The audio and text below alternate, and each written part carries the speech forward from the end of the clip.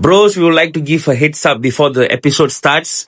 This video may contain adult themes, sexual content, and sensitive topic. Basically, it's for mature and less sensitive audience. So, listener and viewer discretion is advised. Alright, so enjoy the episode, guys. So hi guys, welcome back to the brand new episode of Between Bros. So today you are in episode 6, and as you see in this frame, there's one boy missing, which is our co-host. Due to some unavoidable reason, he couldn't make it today. Unforeseen circumstance. Whatever It's it not is. free. Yeah, it's not free. He said he's a bit busy. He will join us on the next video. So probably whoever those missing, please comment lah. We'll just like the comment lah.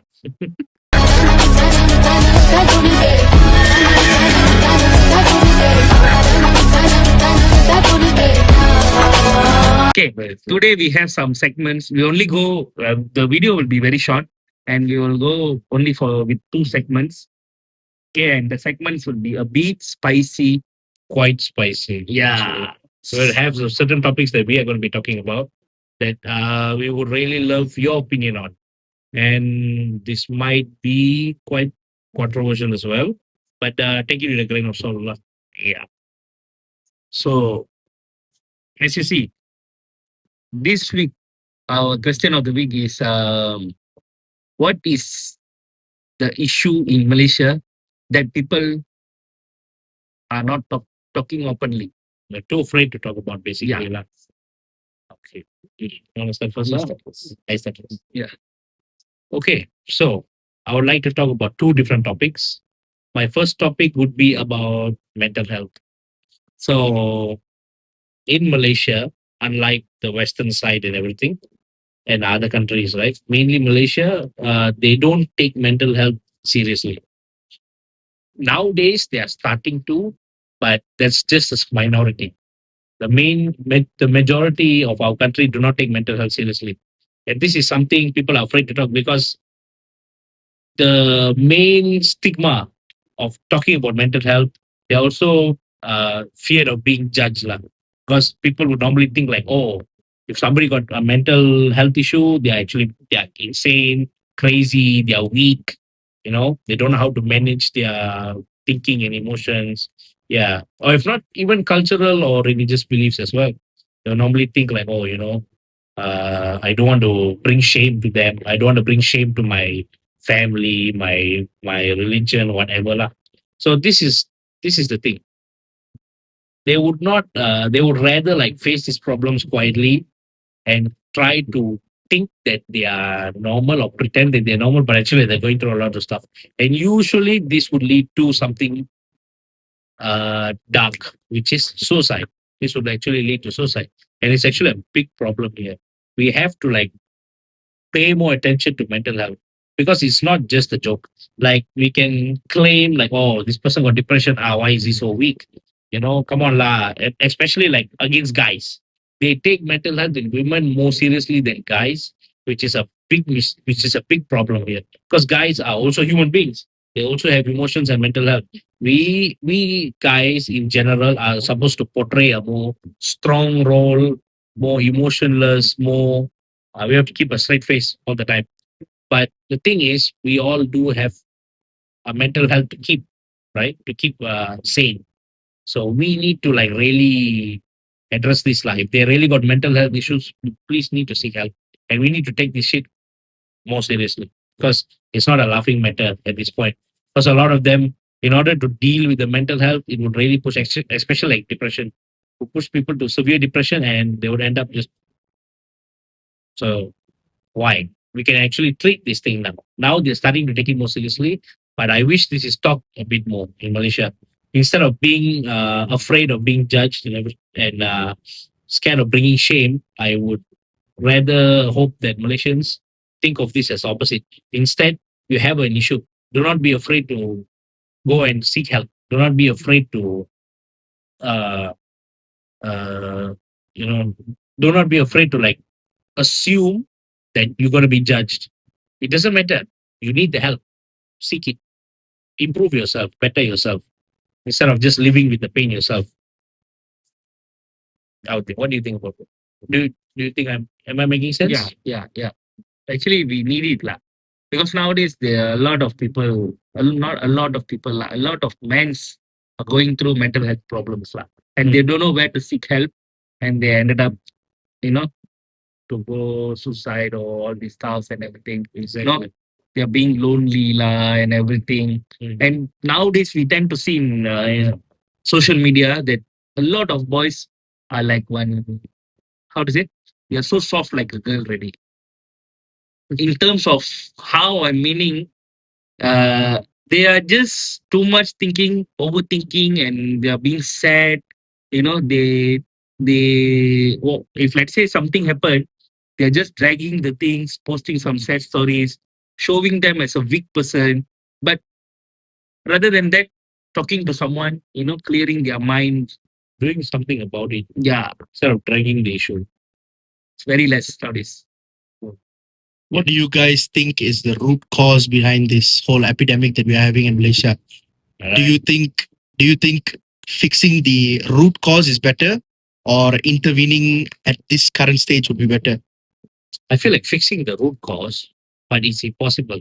Special guest appearance by our cameraman, but faceless appearance by our cameraman.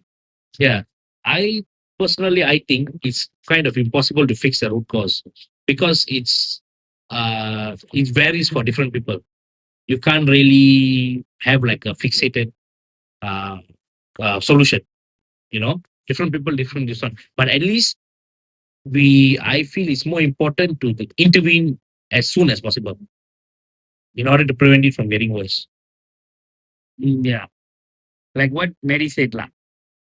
If you want to start from the root cause science, it's a bit hard, lah, because there are too much of things you have to go through and everything to cut it off from the root cause. But we can stop them, like in the middle or whatever they're going through. We can stop them. Rather than finding their root cause and everything. It will take some time, and also we cannot easily reduce it. Wouldn't you guys agree that a big solution to the problem that we're having now with mental health is more towards awareness, and rather than upbringing or the issues that are causing mental health in the first place? Because if you have, there is always, bottom line is, there is always going to be something that can cause mental health. What is important is that people who have mental health or people who develop mental health has an outlet. They have an outlet to go. They know that people are there to support them. They know that people are if they know that people are going through something similarly to them. Would you guys agree to that, or? Yeah, that is why the awareness is very important. With alongside awareness, like I mentioned just now, remove the fear of being judged, remove the fear of being shamed. You know you have a problem, and if people actually band together, they can actually get together and try to solve the issue with a professional help lah. With the help of a professional, they can actually get through the issue, and they would feel more close and more ready to tackle the problem when they have other people that has the same problem with them or the same condition. So I would feel that awareness that plays a big role. Yeah, apart from the being scared or afraid or feared.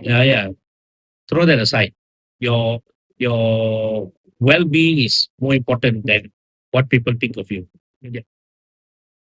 All right. Okay, cameraman. Okay, now we'll go on to the second. Now you bring a topic. Okay. I think Malaysians are scared to talk about the freedom of speech limitation we have. We have throughout the social media also, and even though face to face. If we want to question something or want to pinpoint someone's mistake or higher authorities' mistake or something like, we tend to be blocked by these officials, or our posts tend to get down, take down from the Instagram or whatever things like. I think that is the main issue that Malaysia have to look into it, because we are in our constitutional rights itself. We have freedom of speech. So when we are talking about that, Doesn't matter, media, publication, or face-to-face question, they all have the freedom of speech to ask anyone.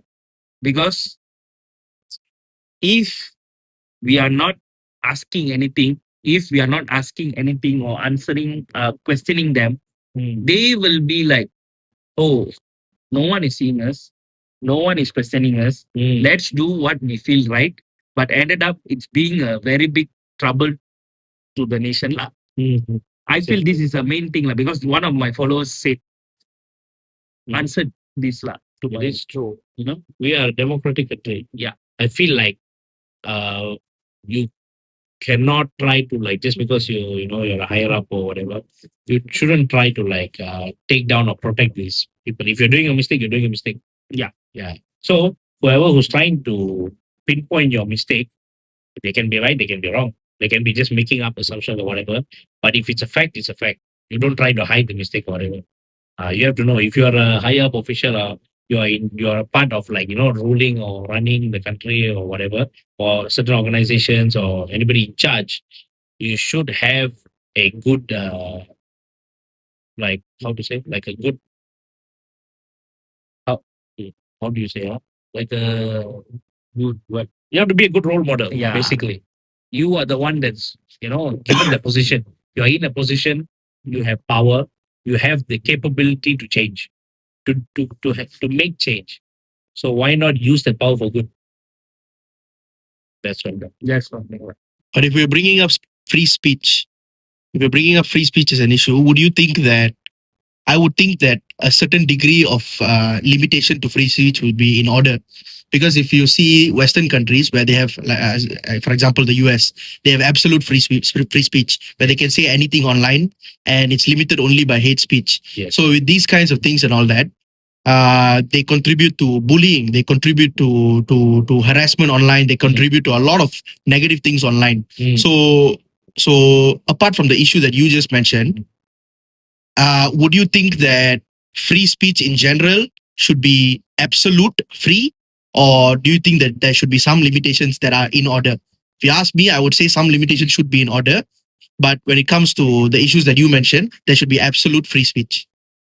I feel the absolute free speech is wrong, because I feel there should be limitation, but the limitation should be applied where there's capability to cause harm. So whenever there's a chance or risk to cause harm, there should be a limit. There should be like you should be able to do that because you're actually affecting someone else's life. But when it comes to a mistake, a pinpoint, something that's a fact, then you cannot. You can't attack it otherwise. Because a lot of people have the illusion that even though in America, if you say something and it is hateful, you are getting punished. The punishment, you can't really call it a punishment. You just get banned or your comment gets deleted. You just get cancelled.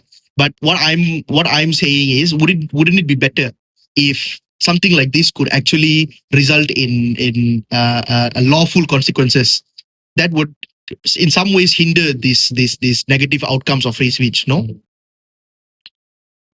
What do you think? True. But if you look into Malaysia,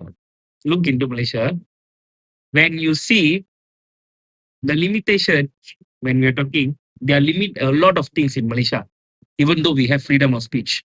But when you see the normal or factual things posted by particular person or any medias, it will be taken down. But the same thing, or a different situation, let me give you a different situation. A bully is happening in social media, bullying. It is not taken down. It is not seen by the authorities. And a girl has suicide. Then only the authorities finding, oh, she has been bullied in TikTok live.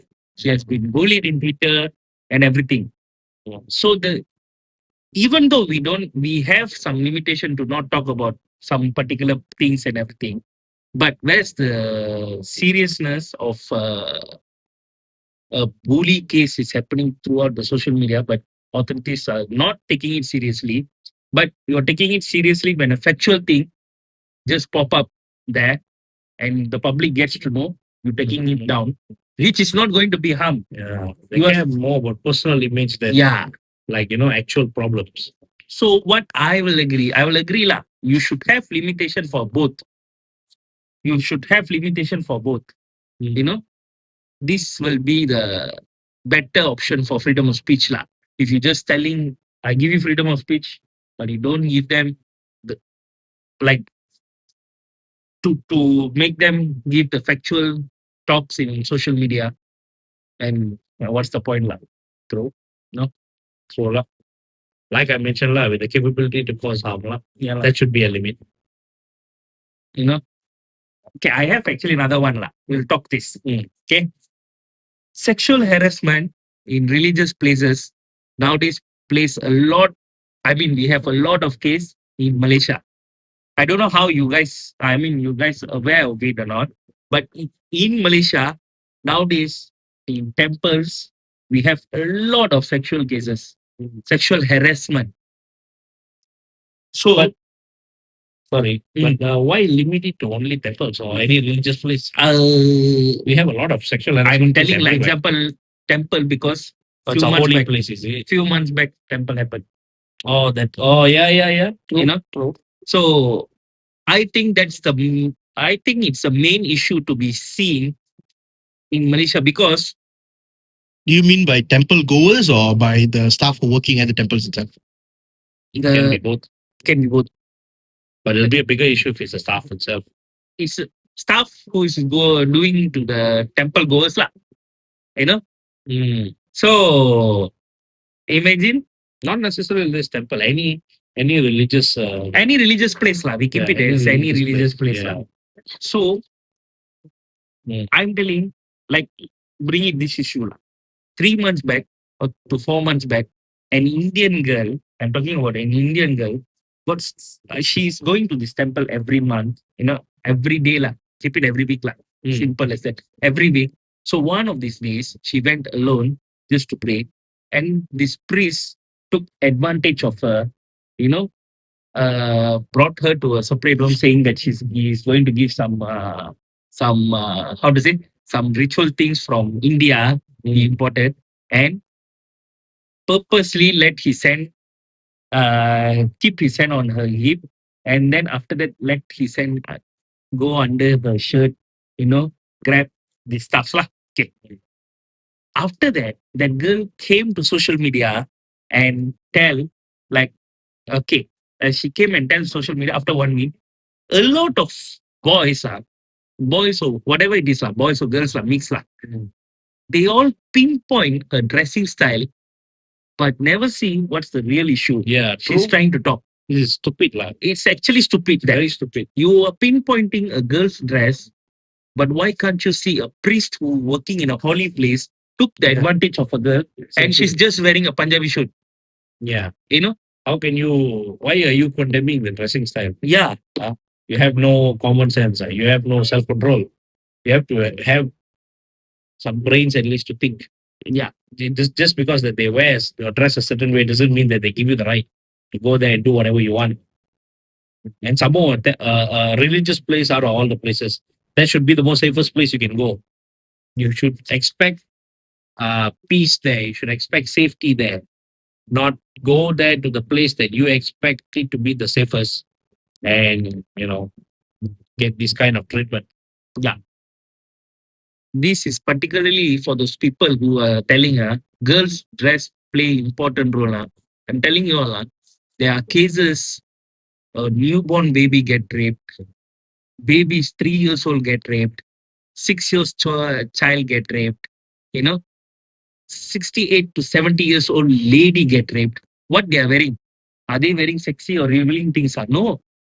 It's about the urge and how you see what they're wearing. If you find that girl is wearing something wrong or anything, then something wrong with you. Yeah. You cannot condemn someone's dress. Just keep it yourself. Yeah. Want to go home and think If about it, go ahead, but then don't do anything to the person. If you are telling that the girl's dressing style is a problem, so what you will tell a 6 years old girl kid? Is her dressing style a problem? Think about it, lah. And this thing is really it's from different countries. We have a lot of issues, same things happening. But now, in particularly in Malaysia, we have a lot happening. But just that the girls are not there enough. I mean, they are not brave enough to come and talk in public, because at the end of the day, they got the blame. Yeah. They got the blame for the dressing style. They got the blame saying that you're too friendly with the person. Nonsense lah. All these kind of stuff lah. Why are you looking at everything except the problem? Yeah. Why are you blaming everything else except the problem? Keep the dressing style aside. Come on, what is the issue here? Getting inappropriately touched or whatever, like inappropriately interacted with. So why is it that how she dressed, how she looks, however she was talking, how friendly she is, how is it that's the issue when the attacker is free? Doesn't make any sense. It should be taken quite seriously, like, actually. Yeah. Okay. That's it. Right now, anything? Any other point? Nothing. I would like to talk about another point, but this point is quite quite heated lah. It's quite serious. Depends on how you guys take it. Depends on how everyone takes it. But we have like a law here. We have like a rule here in Malaysia. But me personally, this is my opinion. I feel okay. I'm going to be talking about abortion. That the topic of abortion. And for me, I feel abortion should be legal. That's my opinion. Because abortion is entirely a woman's choice. This is what I feel. Because the woman's carrying the child, or the lady, the female is carrying the child. So it should be entirely her choice. What I feel is if the woman wants to keep the baby, she can keep the baby. If she don't want to keep the baby, she don't need to keep the baby. But that comes with a certain extent, certain criteria, I feel, which is, let's say, for example, one, if at all they want to do an abortion, they should be able to, because what if they are incapable of taking care of the child when it's given birth, when they are born, they are incapable of taking care of the child, then why would you raise the child in a like an inept home? They don't have basic needs, you can't even take care of the kid and everything. They are brought up not optimally, not you can give them a better life if you actually can afford to take care of them. If not, might as well avoid, might as well stop. The thing is with abortion is the lady's already pregnant. All right. So you cannot do anything else. So you can't just like, oh no, wear condom before, so it happened. Mistakes happen here and there. You cannot really say. Right. So if at all the lady's pregnant, but then it's a mistake lah, an accident, and they should get rid of it. Abortion should be legal, because if you are unable to take care of the child and everything, I feel like you should abort the baby. It's way better to abort the child than to rather wait until 9 months, run away from the hospital. Wait until 9 months, throw the baby in the dustbin. Leave the baby at the side of the road. Why? Now the thing is, the fetus is now a baby. It's a living, breathing human being. Now it's a crime. Now it's inhumane to actually throw the child. Someone is your kid. Like if you didn't want it in the first place, I feel like it's rightfully so that you should be able to abort. Now, comes to the abortion, it's fully a woman's choice. They are the one carrying the baby. They are the one that will decide what to do with the child, whether they should keep it or not. But if they decide to keep the child, what I feel is it should be on the man's part. If the man wants the child as well, then he should be there to support her. But if the man is not on board with the child, but the woman wants to keep the child, then the man should have the free will to be able to leave, because he should not be tied down to support the baby, because that is not his that is not his responsibility, because he chose to not have the child. But if the woman choose to have the child, I feel the man shouldn't be responsible for the kid, because the man is also thinking about responsibilities. So if let's say he feels like he's unable to take care of the child, but the woman wants to keep the child, then the man shouldn't be responsible to pay for the kid, bring up the kid and everything. That should be on the woman's part. That is what I feel. What do you all think? Do I make sense? What do you guys think as well? I feel like another reason that should make abortion legal and not criminalized in this society is certain medical illnesses. Certain medical illnesses that are very much not compatible with a long life. True. If they're not compatible with life, that is a different story because that the baby will just die when it's born. Yeah. But if it's not compatible for a long life, I feel like there is no need to keep the baby, no need to birth the baby until a certain point where you already know that the baby is going to die maybe at like 20, maybe 25. They're not going to have the experiences. They're not going to get to live longer.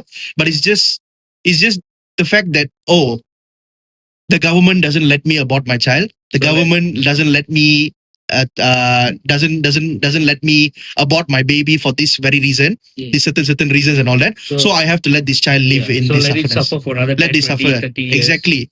Now I don't mean that if you that all children who have medical illnesses should be aborted.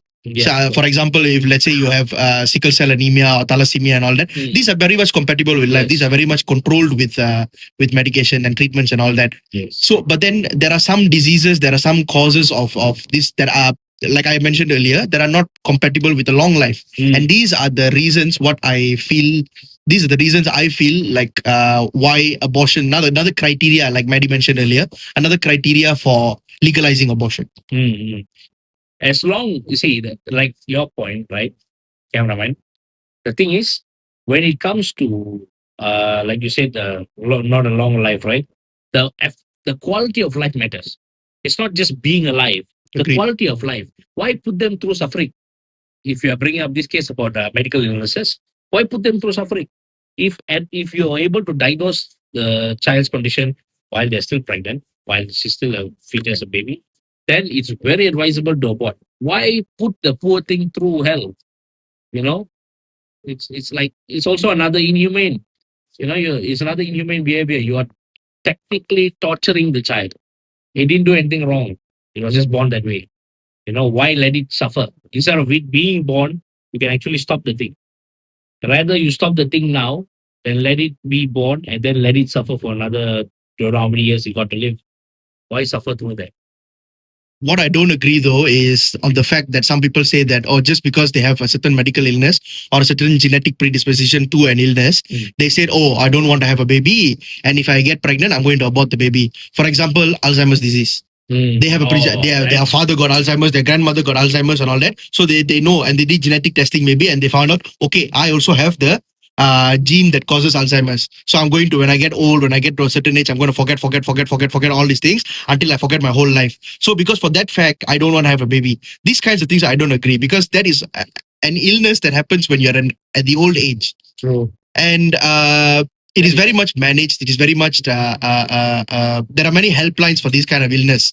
So I feel like that one particular argument for these kinds of illness that only manifest at a certain age, I feel like those arguments are not right for Not this valid, debate. Yeah, it's they're not not valid valid. because it's like so far fetched, the consequence. The suffering is so far fetched.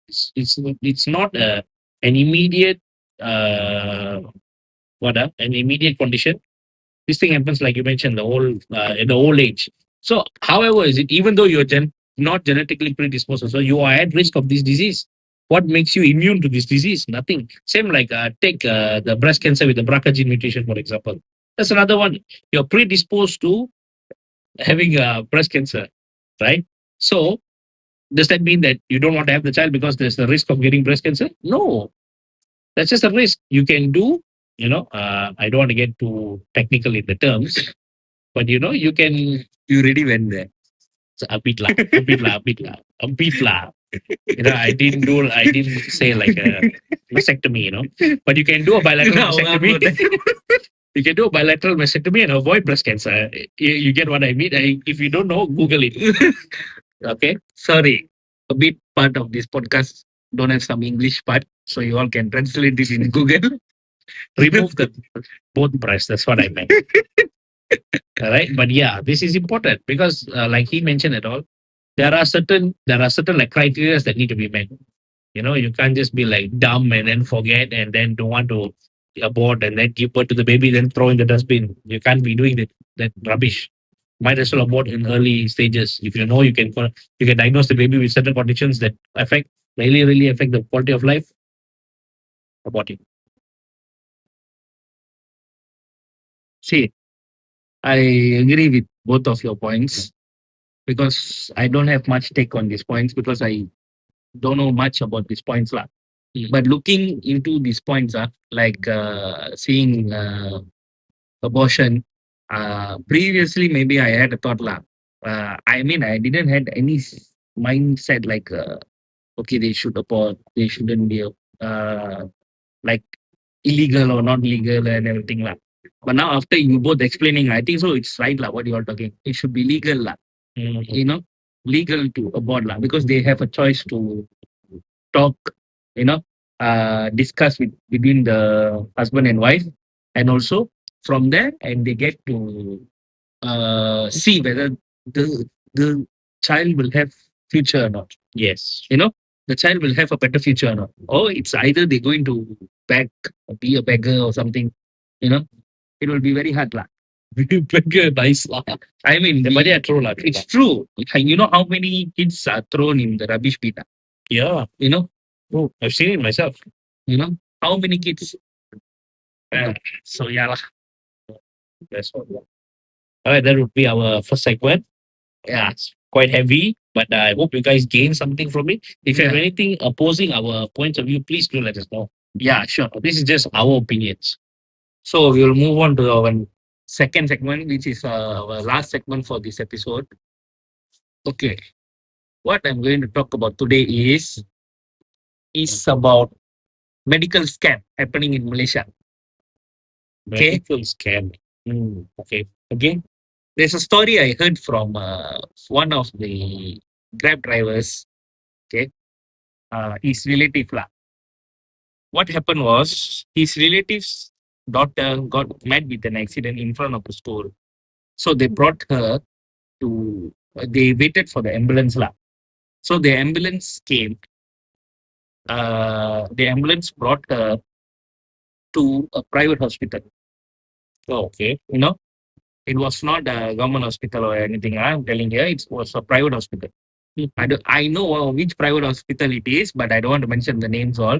So they brought her there, and the parents was telling them like, please do what is necessary.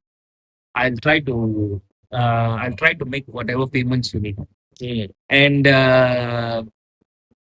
what happened was the parents went and find money, okay, and everything. Okay, went to the hospital. Okay, so the first bill came out saying that it's 15,000 ringgit to do one operation for her to make her survive. Okay. So you have to pay 15,000, then we will do the operation and all. That's it.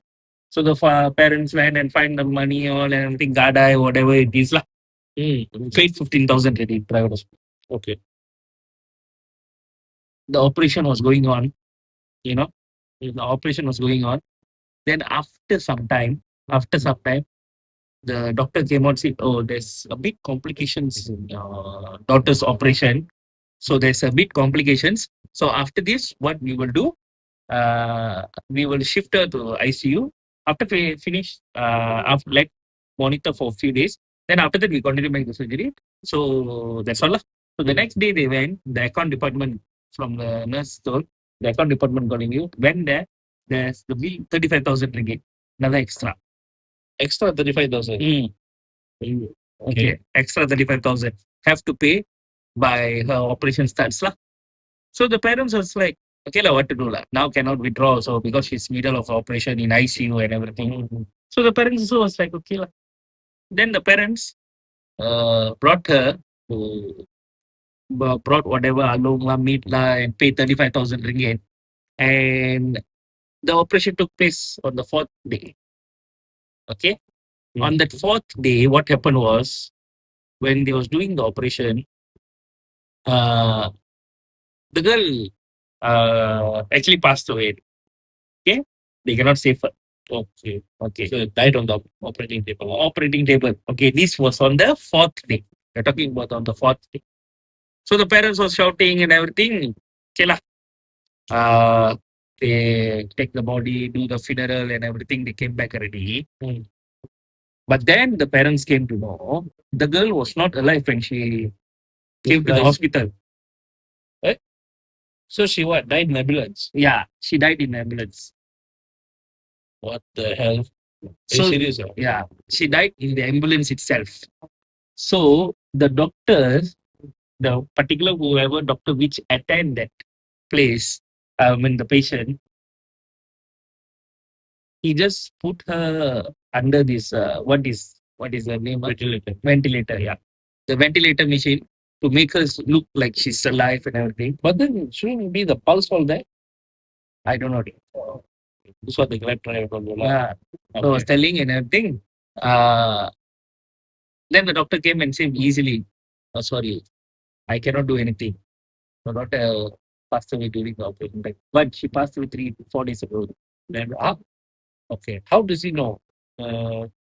Daughter died. Okay, I will tell that. Okay. What happened was one of the how to say the nurse came and told, actually your daughter is not alive.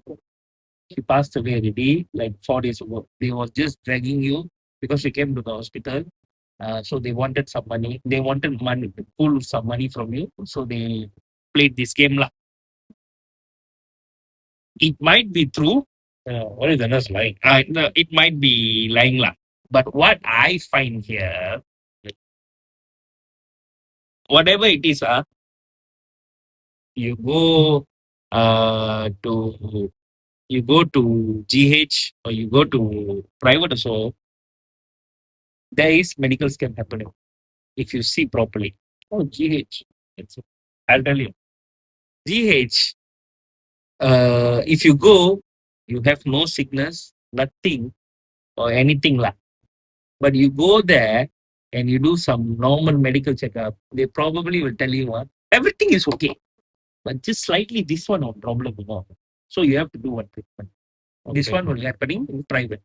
In GH, what they'll say, this one you must take care. But what will happen is, even though the patient is good or whatever it is, from now on they will be thinking, okay, let's keep it. I got diabetic. I got diabetic lah. The doctor told me they got diabetic lah. What they will do, they will go buy other supplements to eat, without a proper knowledge.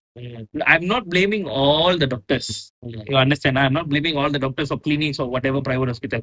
But there are certain things in medical field itself got medical crime and medical scam in Malaysia itself. But there are most of the time in Malaysia, medical scam or medical crime will be closed by the Malaysian government or the private hospitals.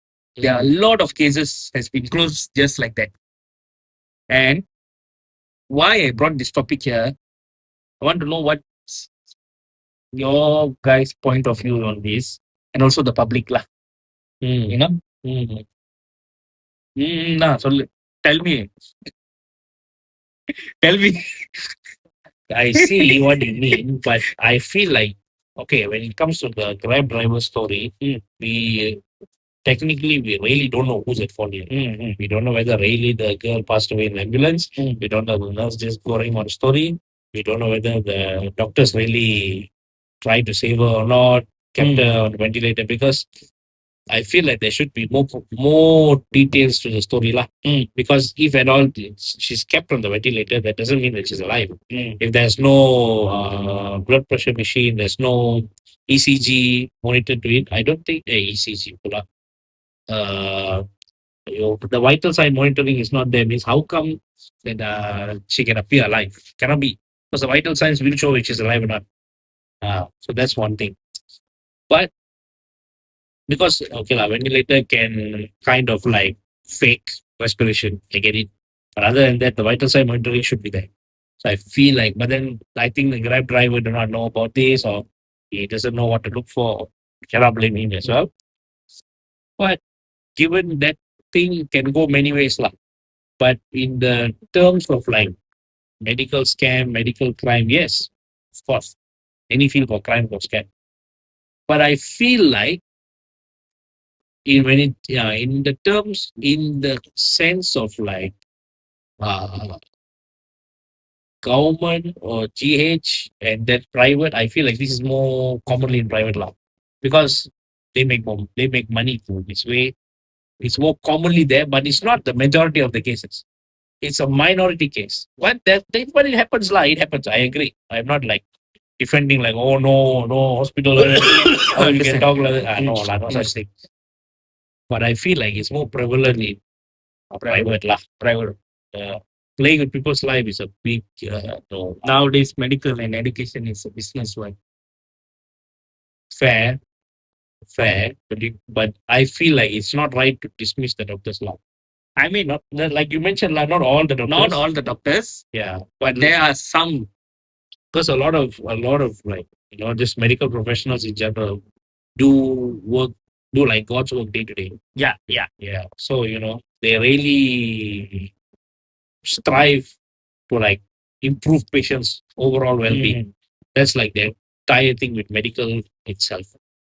But a few bad apples lah Yeah.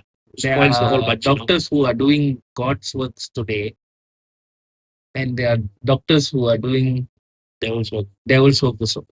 Mhm. And which, because of the doctors who are doing devil's work, make the whole industry look like one scam. So I mentioned the few bad apples, spoiled apples inside the bunch makes the whole thing look bad. Yeah. That's the thing. But unfortunate life, that's true. Sorry. Speaking of scams, do you know what else is a scam that is along the similar lines to your topic? Medical insurance. I feel like it's a big scam. Is that like malpractice? Not malpractice in general, medical insurance in general. You know, the medical insurance we take from all of these companies and all that. Yes. Oh my God. Tell me about it, lah. There's a few things that I recently got to know about medical insurance is the first thing, how do they scam you? How I see that this is a scam. The main one, I'll leave it to the last, but then the first 2 points is somewhat okay. So the first thing is, it happened to me also, these kinds of things. So you're buying what is called as coverage. You're buying coverage, but your how is it? You're not buying what is known as coverage. Coverage means it includes a broad spectrum of diseases, right? Yes. But you're actually buying exclusions. So you will tell, okay, under the insurance, you'll say, okay, this. Okay, we are going to cover this. We're going to cover this. We're going to cover a broad spectrum of diseases. But when you actually go and get admitted, and the insurance company sees your report saying you got this. Oh, now I had gastric when I was 12 years old. So because you had gastric when you were 12 years old, it actually it violates your agreement. So we cannot pay for it. Our client never tell that he had gastric all the Correct. time. So it's invalid. Cannot. It's invalid. Yeah. So that kind of thing. That is the most baseless scam. That is the most in your face type of scam that there is lah. That one you can see. Another one that you cannot see is how they price the medicine, how they price everything in the hospital. If you go to a government hospital, the biggest way you see this is if you compare a government hospital and also a private hospital. Let's say now you're going to a private. Okay, we keep out government hospitals from this later. We'll bring that topic back up later lah. But if you go to a private hospital and you see you finish your admission and all that, your admission was 10,000 plus and all that for a 3-day stay. 3-day, 4-day stay, a 3-day, 2-day, 3-day stay lah. And it's above 10,000, 15,000, 30,000 and all that. And you go and look at your bill and you see a bag of saline, the water bag inside the drips bag, that is costing 5 ringgit. If that is costing 5 ringgit, original cost is 20 cents. If you go to the government and ask, we got this for 20 cents only. But their markup is 5 ringgit. Why this happens is because, okay, the hospitals are thinking, now the insurance are paying, right? Insurance paying. So what I'm going to do is, the hospital is just finding ways to make money, right? So what they're going to do is, they're just going, okay, I'm going to charge this fellow whatever I want, and he has to agree. He has to agree because they want the money. What they want the money for the patient. What patient came to my hospital, and if they said no means, then they're going to stop paying for the coverage, and then they're not going to get the money from the patient. You're paying 200 ringgit a month until the end of your life, for this medical insurance. So the thing is, if you're just charging the insurance company, that's fine. If you're charging just the insurance company, but the second that your admission says that it's not covered by insurance, do you get to pay the price the government hospital is paying? No, you don't. You still get to pay the markup price. You still have to pay the markup price. So this is one of the things which I feel like is one of the biggest scams that's going on, not only in Malaysia but everywhere else. What do you guys think about that? I agree. The thing is, right, you depend on medical insurance to cover you at times of need. And when serious times of need, like conditions, your situation, whatever lah. Unfortunately, you are in that what do you call it? That situation, you are basically depending on the medical insurance because you are paying for it. That's the reason why you took the medical insurance for it to cover you. But these fellas, they'll fight tooth and nail to how to deny that payment for you. What's the point? You are working, you are paying them for them to not pay for you. It's, it's freaking stupid. It's like really stupid. Then what's the point taking the medical insurance then? And they'll tell like, oh no, this, cannot. This is cannot. And what's the point you paying the medical insurance and you have to like cover the bill yourself as well? And when it comes to the markup price, gone. One case. I'll give you an example. Maybe they might make it more attractive for customers. They might say, okay, we're going to give you a discount. Okay, your insurance is not paying for this. You have to pay out of pocket. So fine. So what we're going to do is we're going to give you a discount. But then the discount is also a scam. Original price is 2 ringgit. They mark up, make it 80 ringgit for the insurance company. Now the insurance company say don't want ready. So they're going to give you, okay, we're going to give you a discount, maybe 50% discount. You pay 40 ringgit. Original price is still 2 ringgit. And you still have to pay 40 ringgit. True. It's still a markup. True. And this is the kind of work that only is afforded to private hospitals. You don't see this kind of thing in government because the government for Malaysian citizens is 1 ringgit. Yeah. Is 1 ringgit, which is a different topic for another day lah. And But then the instruments. yeah. A bit, yeah, that's the thing. We are okay. Our healthcare is very good. The thing is, that's the case. So that's all from us lah. Yeah, do let us know what you think. Yeah. That's all from us today. See you all in the next episode.